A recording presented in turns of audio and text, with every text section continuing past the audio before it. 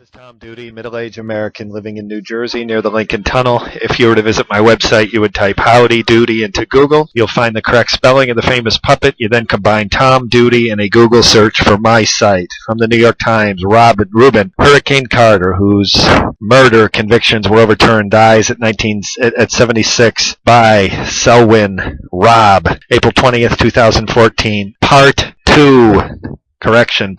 3, Showman in the Ring. Promoters capitalized on his criminal record as a box office lure, suggesting that prison had transformed him into a terrifying fighter. One promoter nicknamed him Hurricane, describing him in advertisements as a raging, destructive force. Mr. Carter was a showman in the ring, solidly built at 5'8", 155 pounds. He would enter in a hooded black velvet robe trimmed with metallic gold thread, image of a crouching black panther on the back. He also made sure he was noticed on the streets of Paterson, where he returned to live. He dressed in custom-tailored suits and drove a black Cadillac Eldorado with Rubin Hurricane Carter engraved in silver letters on each of the headlights. In 1963, he married Thelma Basket. Mr. Carter's biggest victory came in Pittsburgh in December 1963 when he knocked out Emil Griffin, a welterweight champion who was trying to move to the middleweight division for a crack at its world title. A year later, at the peak of his career, Mr. Carter battled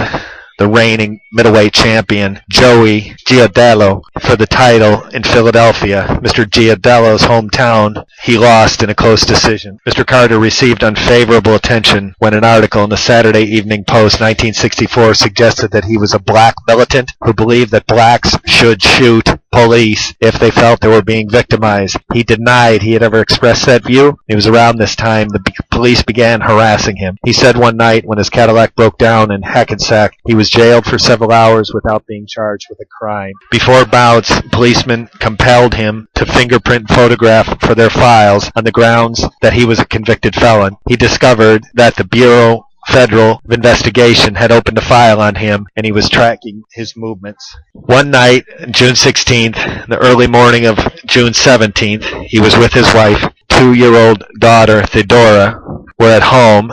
While his wife and their 2-year-old daughter, Theodora, were at home, Mr. Carter visited several bars in Paterson, winding up at one called the Night Spot. A half-mile away, about 2:30 a.m., 2 black men entered the Lafayette Grill and killed 2 white men and a white woman in a barrage of shotgun and pistol blasts. The police immediately suspected that the shootings were in retaliation for a shotgun murder that night in Paterson of a black tavern owner by a former owner who was white.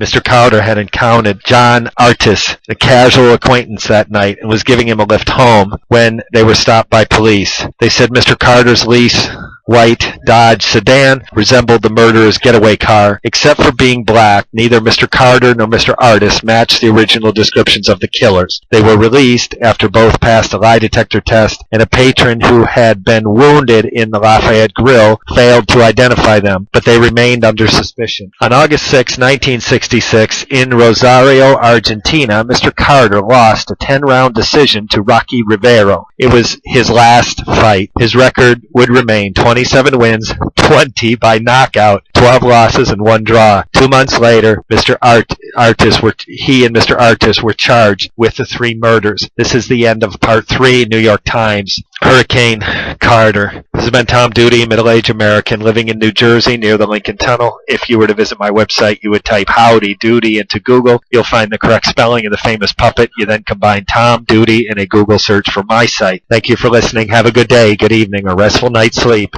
Ciao.